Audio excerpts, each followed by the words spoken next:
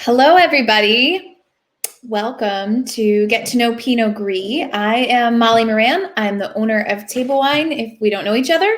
If you are joining us live tonight, please take a second and do two things for me. Fill out the poll. It's 2 questions. They help me a lot, both in this class and tonight.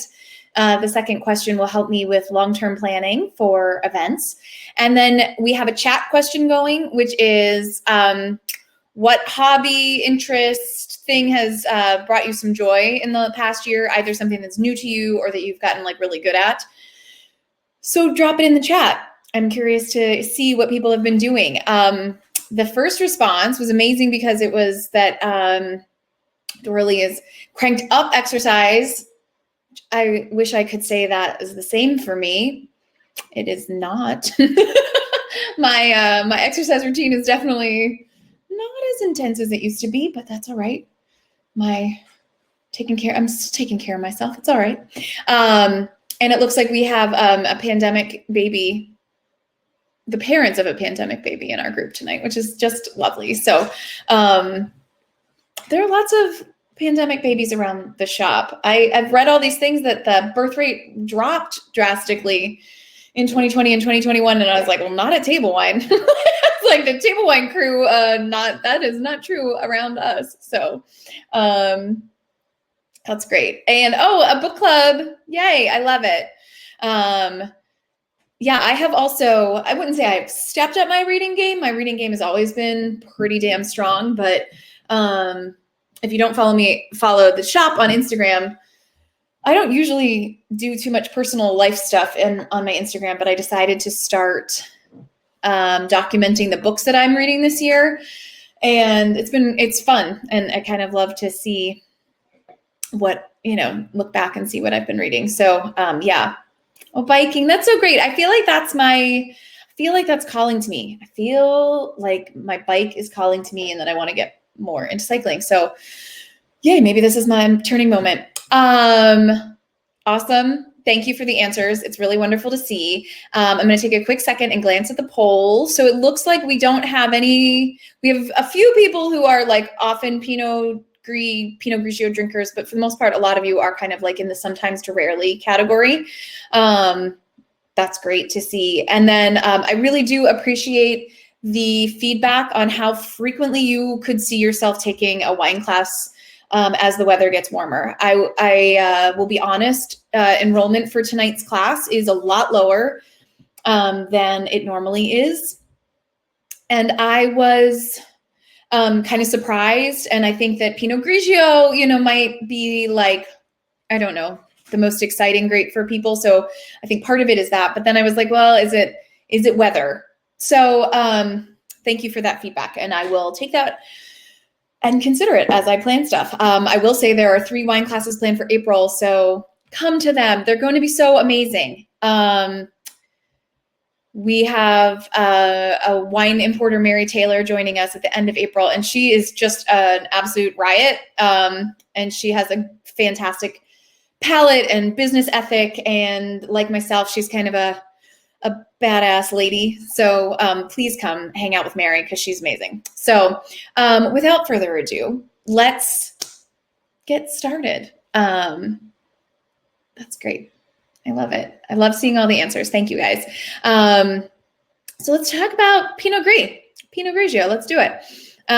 If you haven't already poured yourself a little of the Italian, you are welcome to do that to get started, but we're not going to start talking about it just yet. But I'm going to talk for just a few moments about kind of high level stuff about what you can expect with this grape in general. So these are the most common aromas and flavors. It's not comprehensive. There are always things that aren't on the list, but these are some places to get you started tonight as we're tasting, maybe jog something for you. The really big ones with Pinot Gris, it's fruity. It's a fruity grape. And so you'll find either citrus or tree fruits, less on the tropical. It's not as common to find tropical, but I did want to mention them because, they'll pop up and you'll be like, is that what I'm tasting? Citrus is really kind of the obvious. I think that's the one that most of our minds go to for this.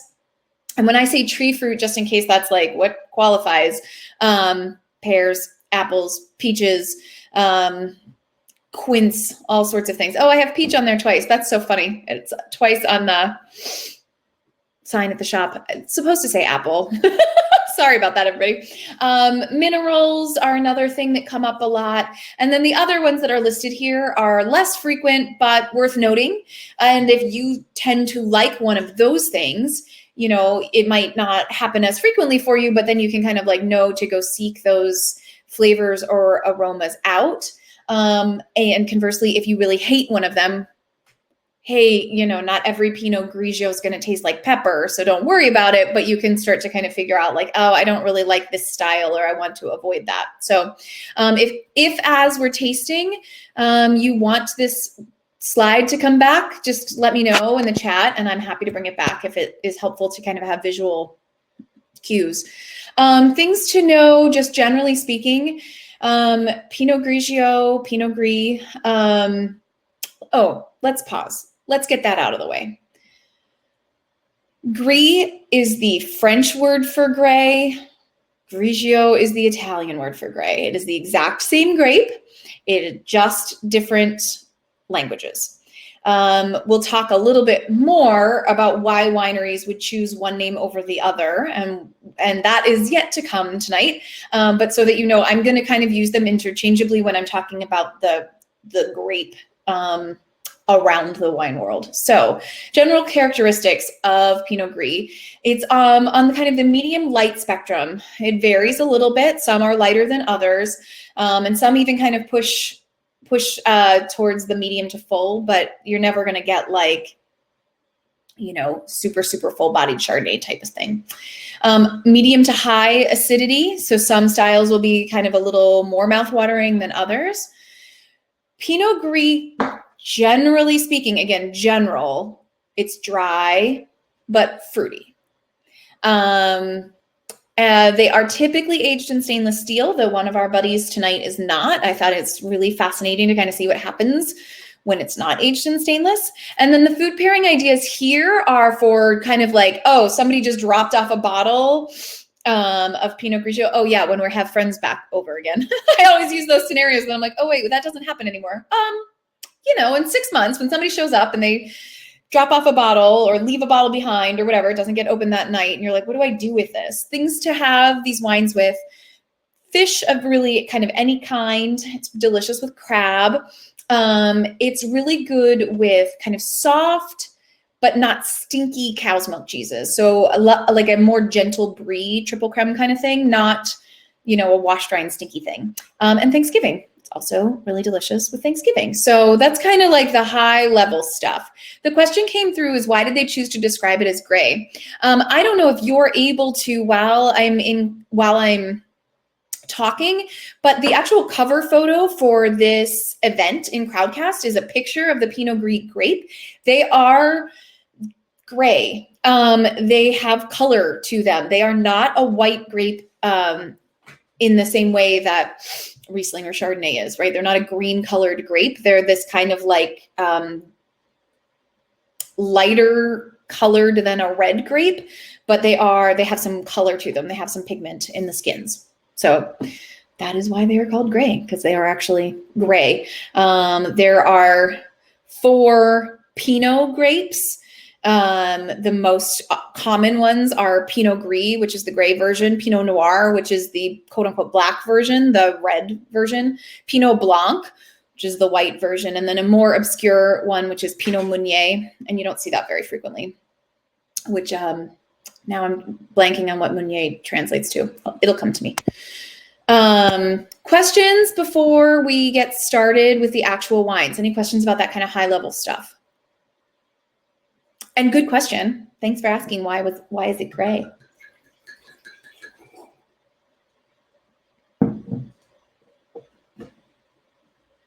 Okay.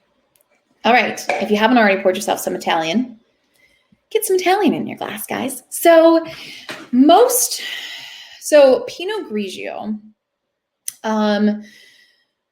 is what any Italian growing this grape is going to call their wine unless they're doing like a blend or something odd like that. But if they are making like a single varietal wine from this grape, they're going to call it Pinot Grigio. You are not going to see Pinot Gris coming from Italy.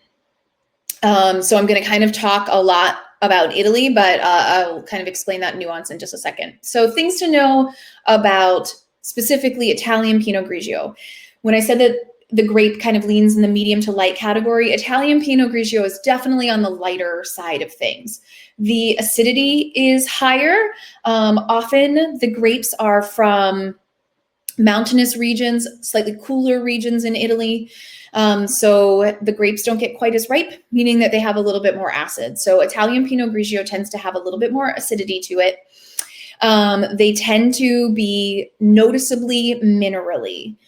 Minerals are hard for folks when you're first starting to taste wine in any remotely serious way. when you're not just guzzling, minerals can be challenging. So as we get to the wine, feel free to shout me out in the chat if you want to kind of talk through what minerals mean a lot. Or more, sorry. So noticeable mineral notes. Citrus is really kind of the biggest fruit. Lime and lemon are often the most common ones. Tree fruits and more like apple and pear, less the soft squishy stone fruit. So less apricot and peach. And then a lot of Italian Pinot Grigios tend to have this bitter almond note to them.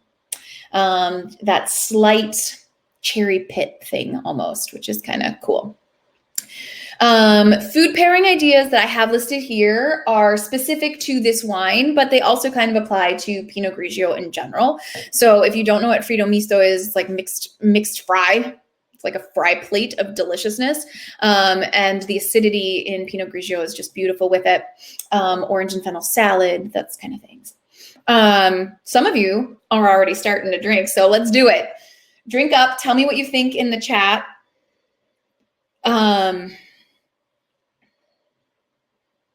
People are enjoying this. I'm super on board. I like super on board. No, don't help yourself. No, please. That was not that. That was like a come on. Let's all join the Ellen train. Sorry that I keep touching my face tonight. I have a very tickly nose.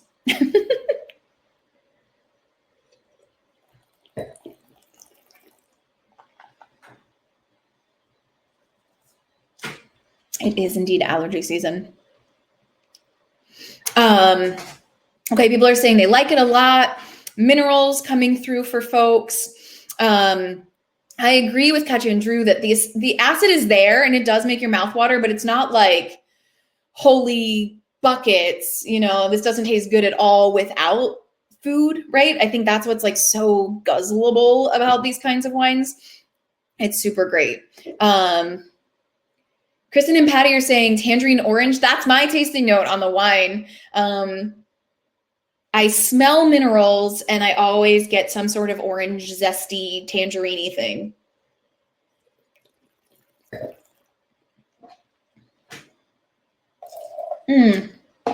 So I'm seeing the note from Lisa. They started early. Awesome. Do it. But that it was a bit too cold. Yeah. So when a wine comes right out of the fridge, the only thing that you can taste, really the only acid that you can pick up on it is malic acid, which is green apple. So even if a wine doesn't really have much malic acid or doesn't even really taste like green apple, you're just going to get kind of like this acidic, not very interesting. It's so ice cold that it doesn't taste like anything. And so that's why I always recommend for these classes, like pull it out a little bit. It doesn't need to be super fridge cold because then, you don't really taste anything. So I'm glad to hear that it is better as it's warmed up a little bit. Ellen's saying that it feels a little more buttery on your tongue. I read this analogy today that I had never heard before. So Pinot Gris, that it has that a little bit more pigment to it. And not that it's, in this case, this is made just like any other white wine, but that little bit of color does give the wine ever so slightly more tannin than most white wine, just from the sheer pressing time.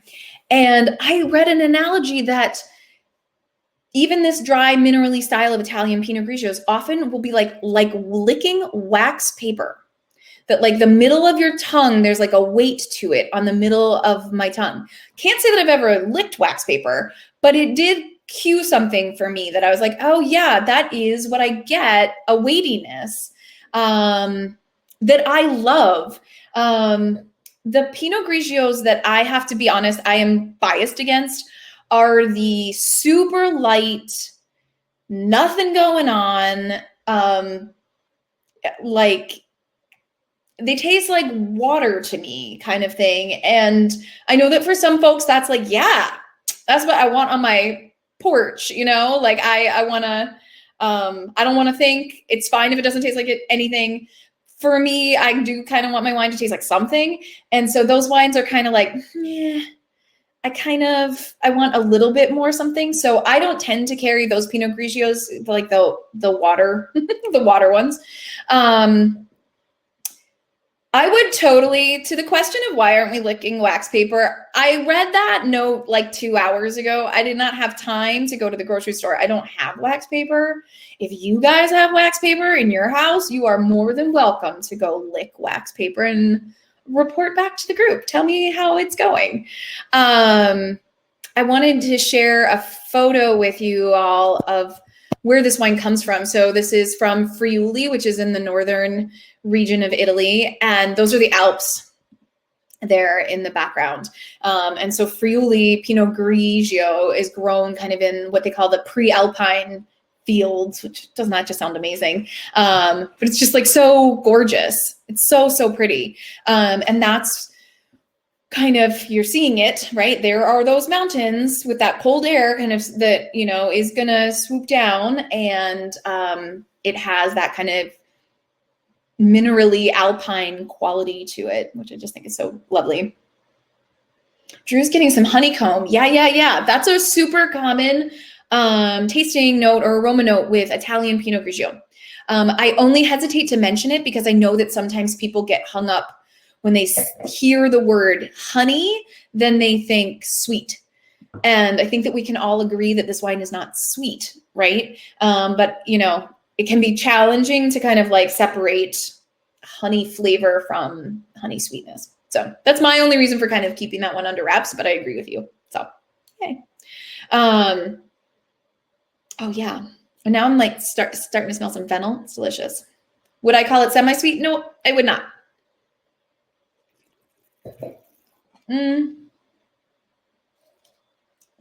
The cutoff for a wine term and when in terms of when things get deemed off dry, so dry, off dry, sweet, it's quite a bit more residual sugar, the sugar that's left over after fermentation. It's quite a bit more residual sugar than you would expect it to be. So this isn't anywhere even near the end. This isn't even touching off dry. So nope, it's fruity, but not sweet. Another plug for social media. If you follow Table Wine on social media, I did a post maybe last week about sweetness and kind of talking through like what is the scale and kind of what are the differentiators there. So more plug for that. Love the minerality. I'm so glad. Minerality is totally a word. I don't know why autocorrect says that minerality is not a word. It sure is in my job. Every wine professional ever uses the word minerality. So it's a word, I swear. But when I do classes in person and I'm typing up the notes, you know, like it always, Google Docs or whatever always wants to correct the word minerality and make it into minerally. Is anybody out there struggling with the concept of minerals? I know a lot of us are like, yeah, man, all the minerals, I love it. And that's awesome. But is there anybody who's kind of sitting there thinking, I'm not understanding what that means, or I'm not picking up on that in the same way? It's okay to say yes.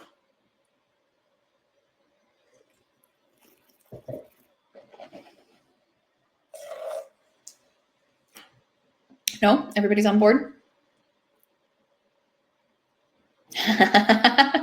So, yeah, so Meg's saying she doesn't get it, but maybe you'll figure it out. The briefest explanation is that minerals are all the things that are not fruit, not vegetable, not flower, not oak. It's kind of this bucket of like all the other things.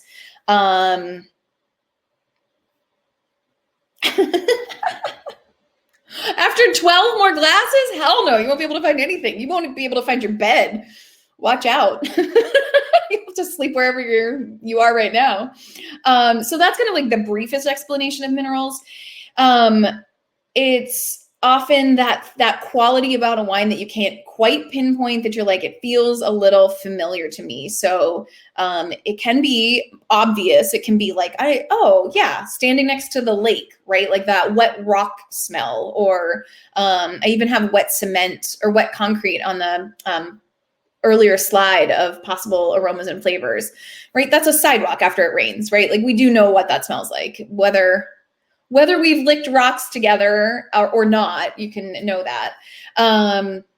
Chalk, right? There are saline, like there are some minerals that are like, oh, sure, like I know what salt is.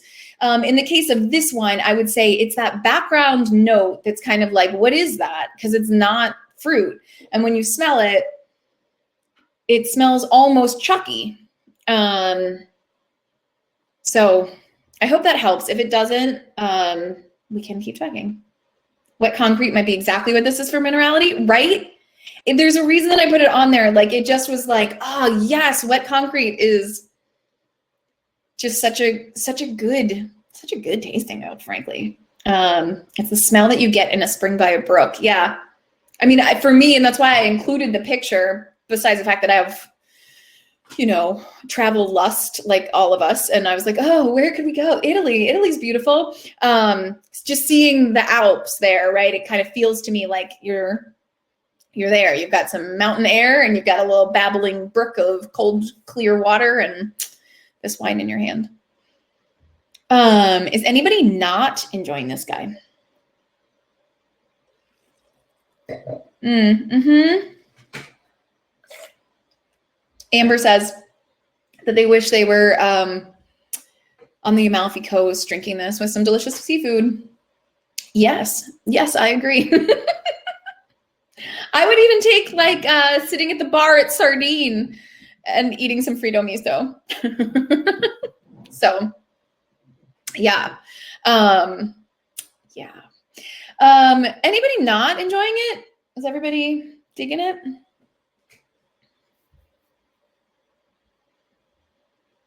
The other thing I want to mention, if I had taught this class, if we were back in time, let's say 5 to 10 years ago, it would have been really easy for me to say, anytime a wine is labeled Pinot Grigio, it's either from Italy or it's going for this style.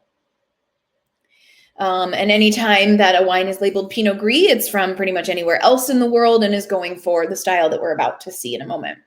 That's becoming less true, which I think is a real shame.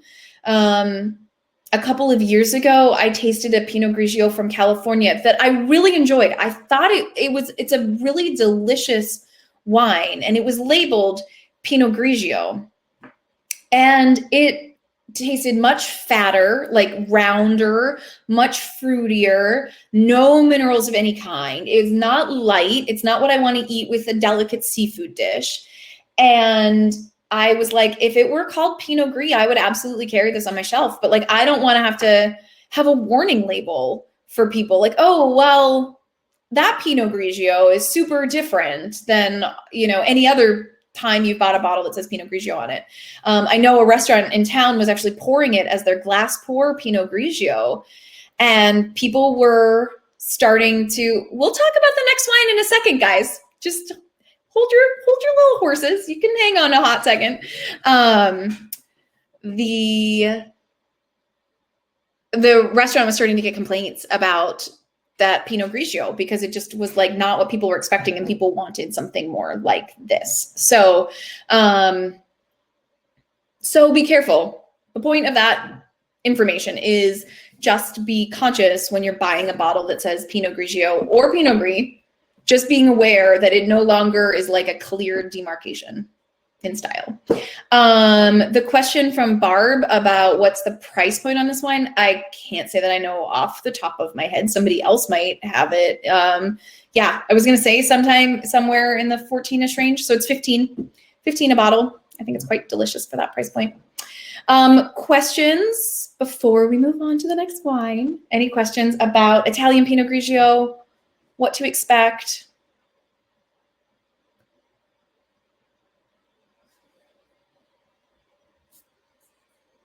Okay, great. Good.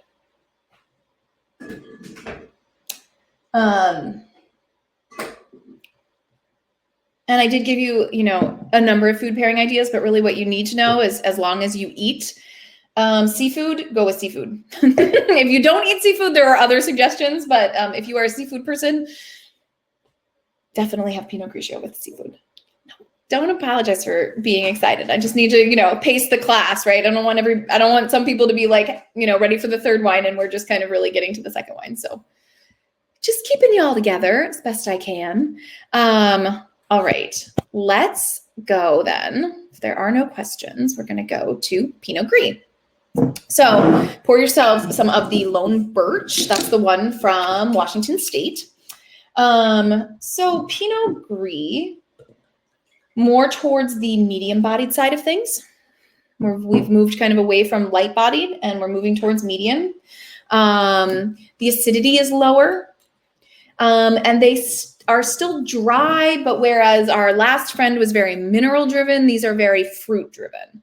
The most common tasting and aroma note with this whole group of wines is ripe tree fruit, and it can be from green apple and pear to peach and apricot. So the spectrum of flavors for this grape really stick to fruit, and in the cool climates they're lemon and lime, and in the warmest climates it's peach, and it's kind of along that line. So that's kind of what you can expect.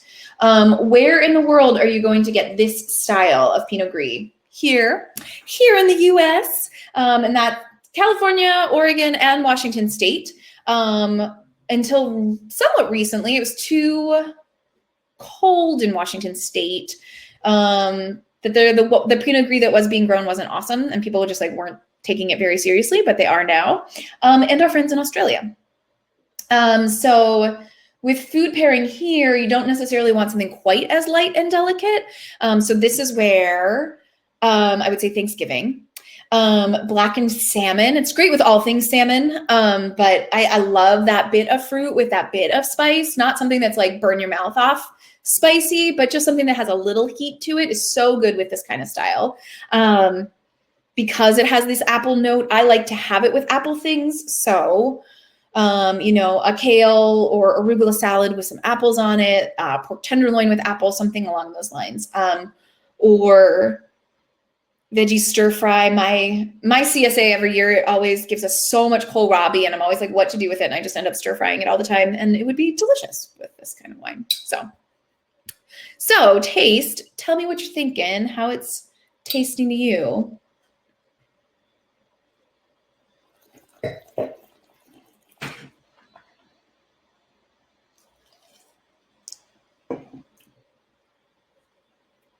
Yeah, grilled kohlrabi is so delicious, right?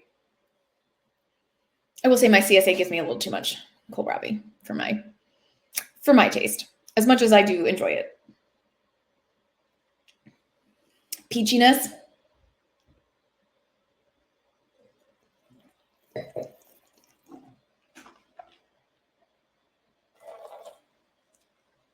I've decided to take myself off screen while spitting.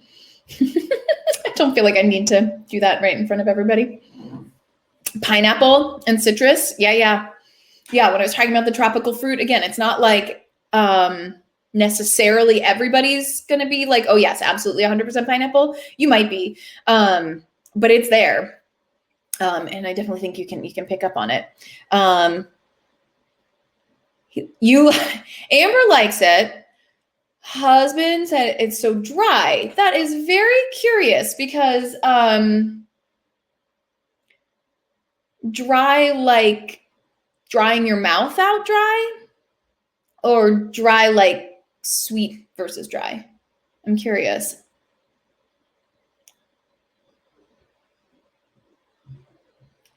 Grilled jumbo shrimp and coconut rice. That sounds delicious. You can make that for me anytime. The smell is so bad. Interesting.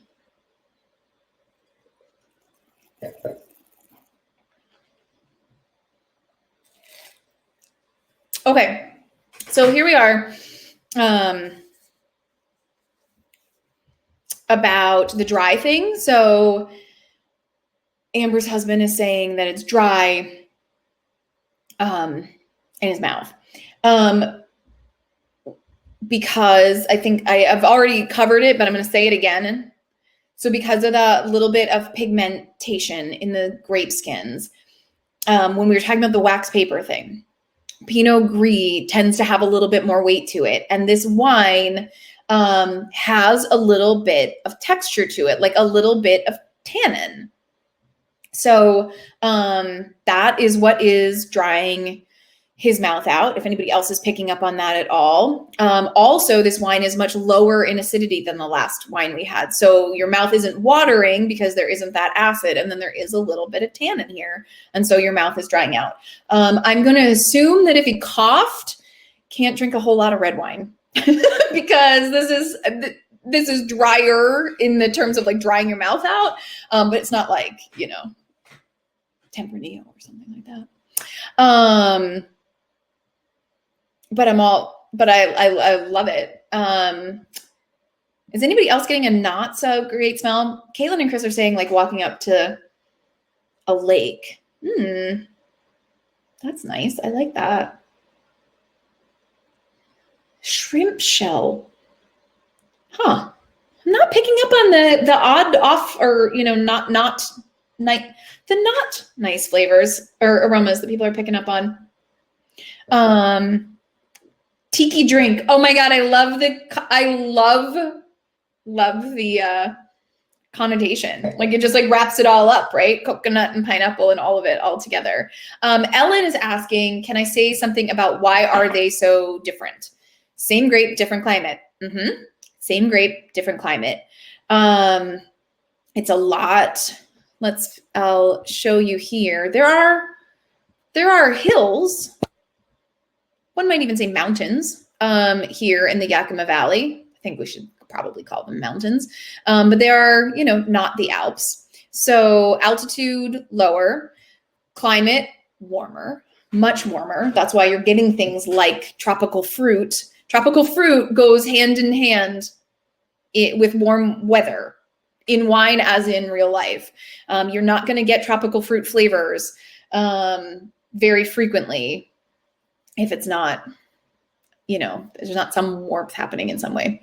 Peachiness always comes hand in hand with warmth. So there's that. They don't say anything in the tech information about this wine in terms of like, did they let the juices hang out with the skin for any period of time or anything like that? So I can't speak to the winemaking style that much, but yeah, the weightiness is just like how the grapes are just so much riper. So that's where that's coming from. Super ripe pear. Yeah, I totally get that. That pear that maybe you don't expect to be so juicy and like now there's pear juice everywhere. I kind of love those pears, but there you go. The low acid and the fuller mouthfeel. Yeah. And I think for people, it's not Chardonnay. I'm not going to say that it's Chardonnay at all. I'm never going to say that. But for, my mom likes Chardonnay, but she's not married to it. It doesn't have to be Chardonnay. And I like maybe a medium-bodied wine, maybe even a light-bodied wine. What's a wine that we could drink together? American Pinot Gris is a really nice way to go, right? You kind of like get together and find a happy middle ground. But you got to be on board for fruit, right? Because there's no getting around that in American Pinot Gris. There's just not. You can't. There's no denying it. It's a fruity wine.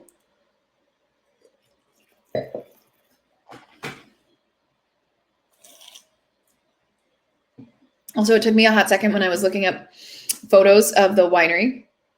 I don't think of this tree here in this picture as looking like a birch tree. Like I don't know.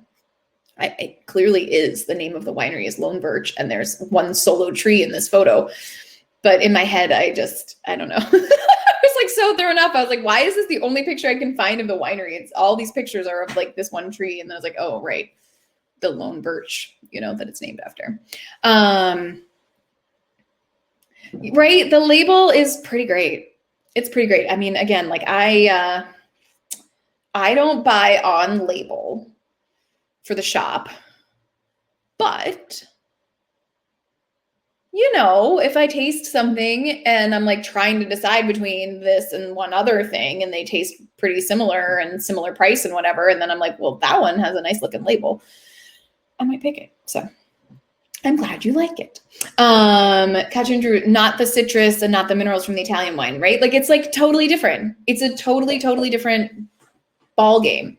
I will mention now that we're not going to taste it.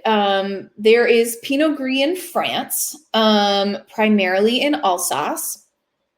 And Pinot Gris from that region is unlike our Italian friend, and it's unlike our New World friend. It's kind of its own special little lovely unicorn. It is sweet. In Alsace, they let the grapes ripen until they have significantly more sugar than we're seeing in either of these examples. And Alsatian Pinot Gris are way like weightier. And they have some sweetness to them, but also some spice to them. They're fantastic. They are hard to find, and often they carry a pretty hefty price tag. So a customer not too long ago asked me if I could track down an Alsatian Pinot Gris for her, and I literally asked every single one of my suppliers, and I found one. And it was lovely, but it is unfortunately gone. So if you ever are out and about in the world ever again or whatever, and you see an Alsatian Pinot Gris and it's within your price range, I know we've got somebody watching, Douglas is watching us in Chicago, so you probably have more access to Alsatian Pinot Gris than we do. Get one for yourself because it is a really special treat. But just so that you know, if you do come across a French Pinot Gris, it's going to be even different from this style. So a third and lovely option for you. Meg is saying that she buys on good labels. That's fair. 2/3 of Americans buy on good labels. I don't. I buy on taste because I don't actually, it's nice and it helps the wine move off the shelf, but I care a lot more about how the wine tastes.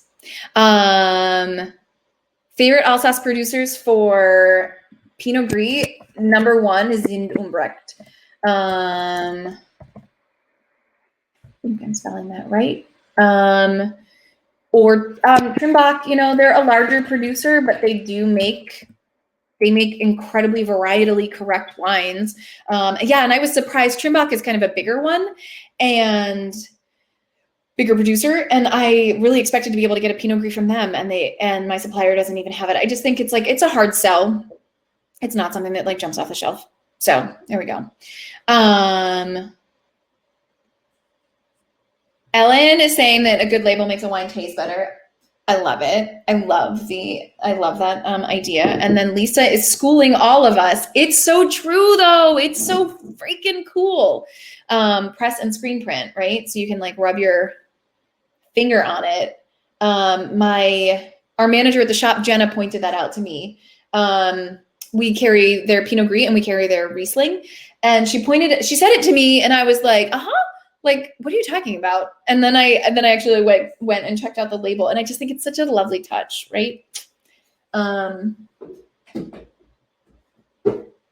You know, take joy where you can find it these days, or any day, actually. All right, before we move to the third wine, are there any questions about kind of the New World style of Pinot Gris? I know we had some people who didn't love the smell, but everybody who spoke up seemed to be okay with the taste. Does anybody has been quiet up until now, but is actually like, I don't like that at all?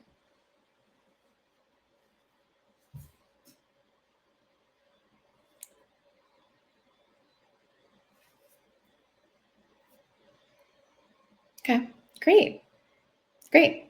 I love it. I think it's a really, really delicious wine.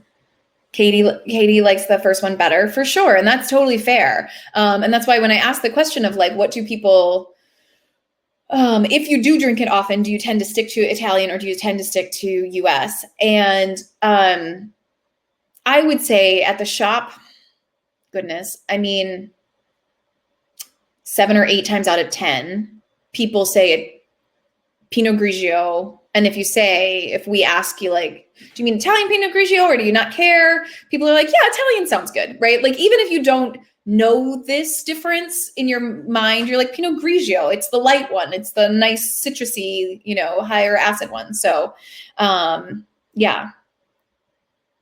Okay, so we've got some split households, some people who can't make up their minds. I'm glad. Yeah, I'm glad. Oh, good. I'm so glad. And parents are joining. Parents got to see the grandbaby, right? Oh, that's great. I love that. Should I plug the vaccine? Okay, everybody, get vaccinated when you can, okay? Everybody, get vaccinated whenever you're able to. Do it. Yay for science. Does it hurt? Nope. I got my first shot last week. It hurts like a flu shot hurts, but, I felt terrible. Not going to lie. I felt like really not great for 36 hours, but as I said last night, it's a good reason to feel bad. So I'll take it, right? Exactly. Better than COVID. So, and yeah, the psychological relief is worth it. So, oh yeah, Kristen and Patty, get the shot so we can do classes in person again, right? Although I kind of love the virtual world. Douglas lives in Chicago. How amazing is it that he's able to join us? I don't know if anybody else is joining us from other places tonight, but we often have folks from other places, and it's a total bonus. I gotta say, guys, it's a total bonus. We'll be open for browsing by May, Douglas. We absolutely will. And we will possibly be open for bar service in some limited capacity. We will be open for, what was I going to say? We will be open for browsing soon, everybody. Soon. That's all I'm going to commit to. Not going to commit to anything more than that. Can we have outdoor in-person classes? TBD. I don't know. The poll is indicating that most people, the clear majority of people, are saying maybe that they could see themselves taking a class once a month. Right? So we'll see. And to Amber's point that they love having us pick out their wines online, that's not going to go away. I don't think it's ever going to go away. Frankly, I spent too much darn time on the online shop, but also it's just great for people. I keep hearing from people how much they enjoy it. So we're not going to take that away. If you want to just, send me a Google form that says, I want, 6 bottles of summer wines and I don't want to pick, great. We're more than happy to do that for you. So fear not, friends. All the options will be available. All right, let's do oak aging. If you haven't already poured yourself some of the Au Bon Clément, please do. This winery is lovingly referred to as ABC, so I might slip up and call it that because that's the industry term for it. So why did I include this? It's not as common, but it's really interesting. So when you age Pinot Gris in oak, you move well past the medium spectrum and you're kind of moving to medium full. The acidity comes down and then you get this weightiness that everybody's kind of picked up on, at least in one, if not both of the previous wines. Here, the weightiness is even more pronounced. So you'll still have those tree fruit notes because, in this case, this is from California. So it's, definitely a warmer climate. This is from Santa Barbara. And some oak notes, right? It's aged in oak. Therefore, it's going to have some of those oak, vanilla. Katya and Drew are saying popcorn notes, right? That's common. Where in the world? It's most common in California. And then other New World areas kind of sprinkled throughout. So a little Australia, a little South America, it's not super, super common, but it's worth noting. And if you like it, you can kind of then seek it out. So with a wine like this, you do want something a little weightier in terms of food. So gone is our light, flaky fish friend. Now, make some sort of creamy, basil-y, herby pasta. Have some pork, have some duck, have something that has a little bit more fat to it. Are there any vegans in tonight's crowd? I will happily throw out some suggestions that aren't all animal products. Yes, we have a vegetarian. Okay, well, I always provide vegetarian options for people. I do not. I spent too many years as a vegetarian and I rarely eat meat. So I always give people vegetarian options, but I do like my dairy. So, okay. So people are saying some butterscotch. People are saying buttered popcorn. I'm going to tea, as my daughter says, tea game. We're going to time out here. I really recommend that everybody who's on the popcorn train, maybe pump the brakes on the popcorn. I think that we could find way better examples of popcorn. If you're really you love that, then stick with it and rock on with yourself. But I think if you actually made some buttered popcorn, you'd be like, oh, it's kind of, sort of, maybe kind of reminiscent of it, but it's not like a direct correlation. So I'm just gonna ask you to maybe pause a little bit. Yeah. Creamy, I would say more in the dairy category. You had basil gnocchi with shaved Parmesan. Oh man, that'd be so great with that. Mm-hmm.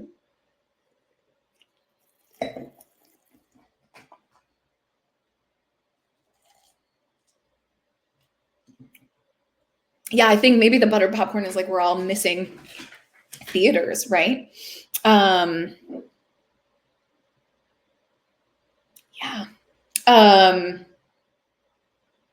Apparently you can rent a movie theater if you feel safe doing that. You can rent it for you and your friends and you can go watch a movie in private. just FYI, in case you're curious. What Chardonnay was it in the blind tasting class? Ooh, I might have to get back to you on that one. I don't know off the top of my head which Chardonnay that was. Pairs well with Nutcrack. Ooh, yeah. There were two Chardonnays in that blind tasting class, but this only reminds them of the buttery one. Don't hate me too much. Kristen and Patty are saying that they're getting some minerals. I agree. That's my tasting note. So my tasting notes for this wine are about the weight and the texture, actually the way that it feels in your mouth.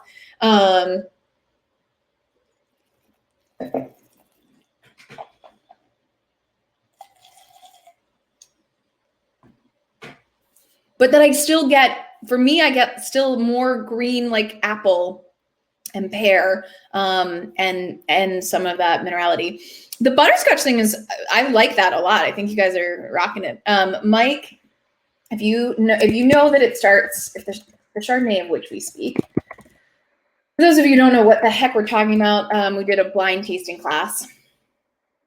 not too long ago, and we tasted 2 Chardonnays. And so it was the Carmenet Chardonnay that would be along these lines. So there we go.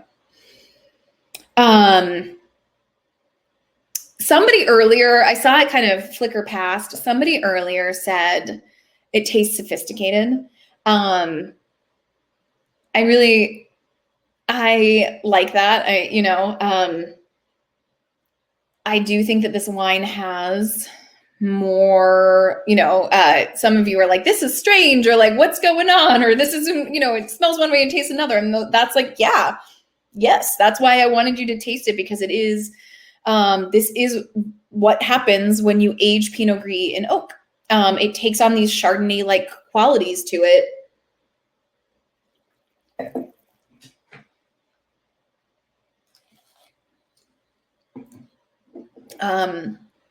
Still some of that fruit coming through, but absolutely, if you poured this for me in a blind tasting, there is no doubt in my mind that I would guess Chardonnay. Yeah, no doubt.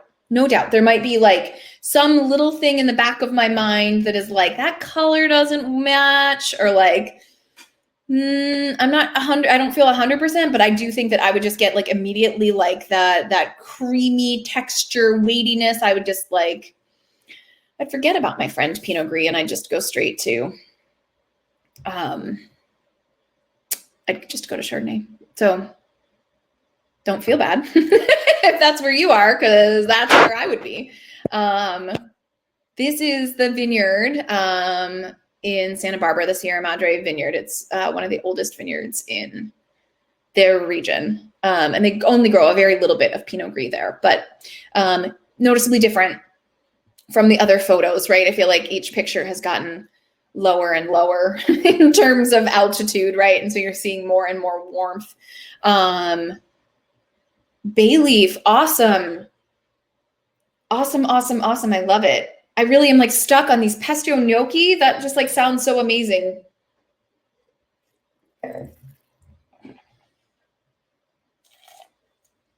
With this wine, I think that would just be fantastic. And I also think that this wine has, when talking about the complexity, it does have some acidity to it as well, right? So it's not just a fat, heavy bomb on your mouth that kind of, kills your palate. It has, more to it than that. Some acidity to kind of lift it up. Is anybody grumpy about this wine? Because I know it's not Pinot Grigio. When you have in your mind, I'm going to drink Pinot Grigio tonight, you're not thinking that this would be part of your game. But I hope the adventure was all right. Good. I like that it was unexpected. Great. When I structure classes, when I've been structuring the virtual classes, which hard to believe it's been a year almost now of virtual classes, I don't want to inundate people's homes with too many open bottles of wine. My house always has like 7 open bottles of wine, but pardon me.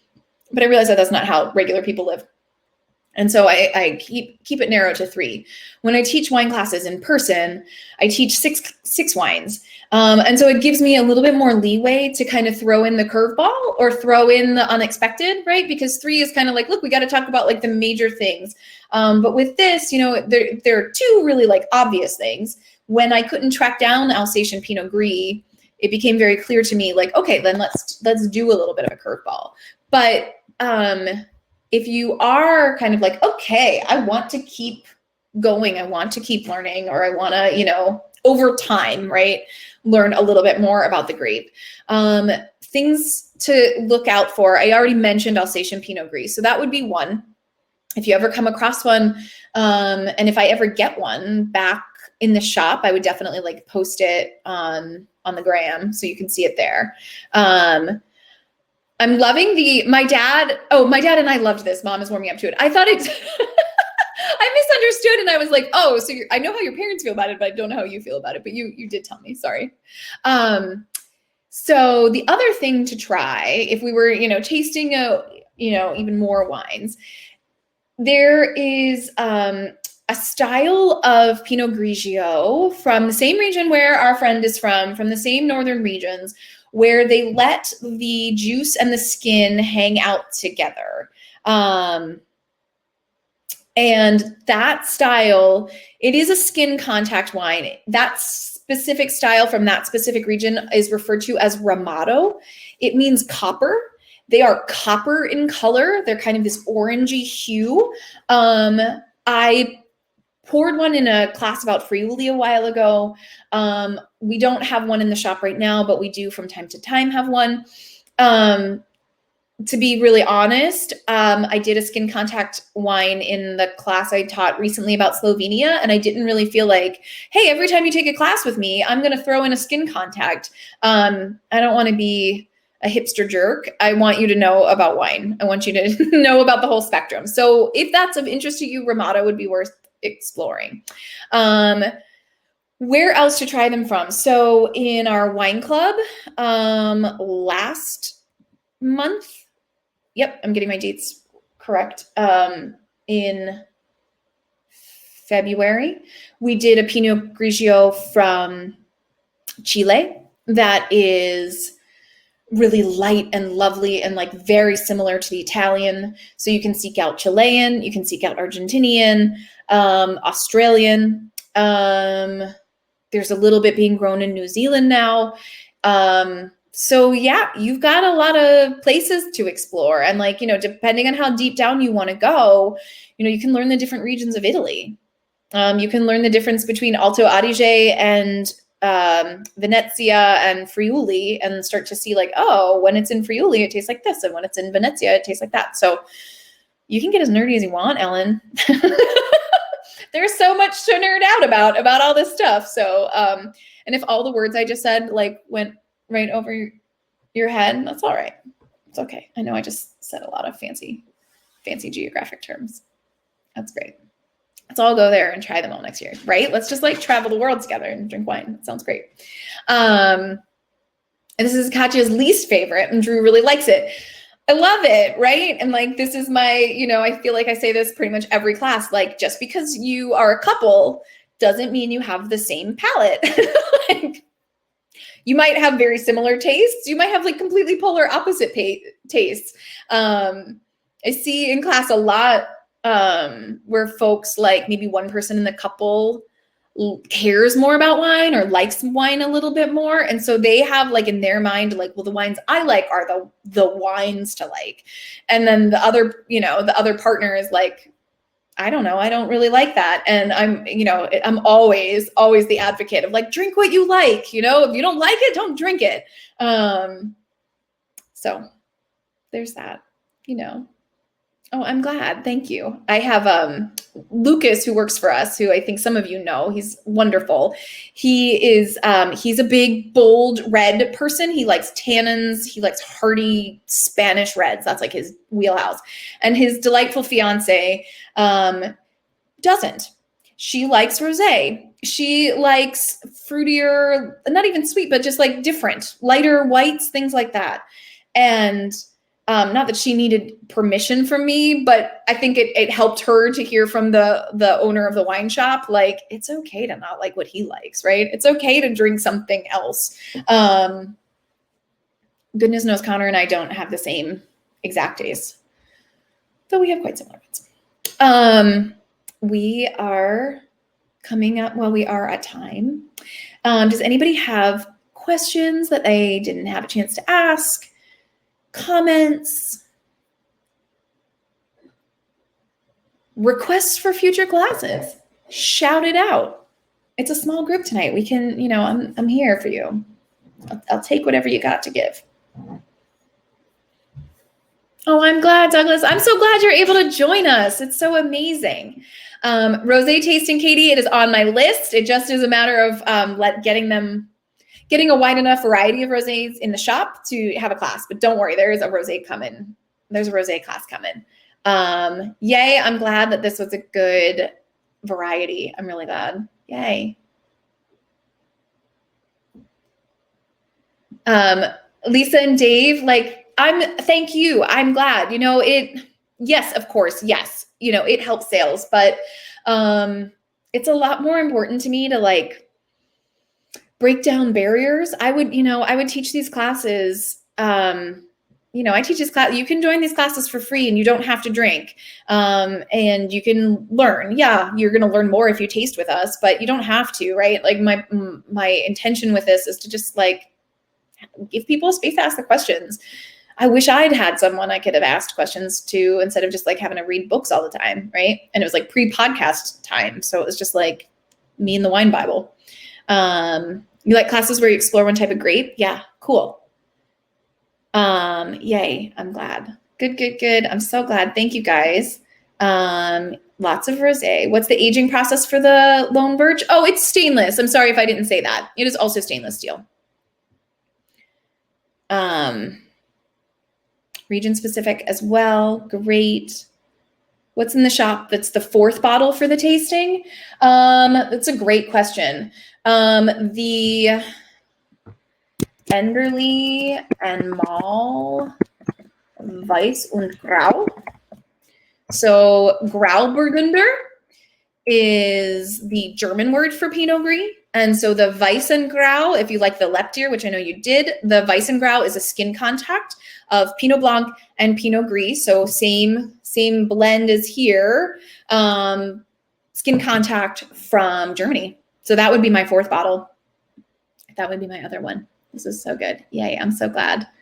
An ugly label great wine class. Oh, I like that. That's fun. And class idea for spring or summer Greece. I did Greece. Not that long ago. Am I right? Shout at me if I'm wrong, but I'm pretty sure there's Greece and I'm pretty sure it is online. So you can do Greece. Yeah, I did Greece, right? I was like, didn't we all go to Greece? So you can do Greece sometime, Katja and Drew. You have that to go back. You can do that anytime you want to. Similar wine at 3 different price points. Yeah, that would be super interesting to talk through that. Yay, I'm glad. I'm so glad, everybody. All right. Oh, Dorley, I'm so glad to hear it. And I really love that if you don't like white wine, I love that you took the class. That means the absolute world to me because I just love that you're open to it. That's everything. That's it for me. That's why I do these classes. That's it. Oh, canned wine tasting? Really? What do we have to, we're just going to talk about like, this is how we'll just have a party. Let's have a canned wine party. Let's when we go out to your backyard, Matt, when we come over, when everybody joins the class and, hangs out. Yeah, exactly. We'll get pontoons. We'll string them all together and we can have that. Great. All right, guys, I'm going to go. It was lovely to see you all. Shout out with questions. Email me if you need to. And doing food and wine pairing next Thursday evening. So if you haven't already signed up for that, it's going to be a lovely trio of wine. You're going to have to get a little bit of nibbles, but not a whole lot of food. It's not dinner. And you'll get to taste the wine and taste the food, and we can set off fireworks. It's going to be so great. So thanks, everybody.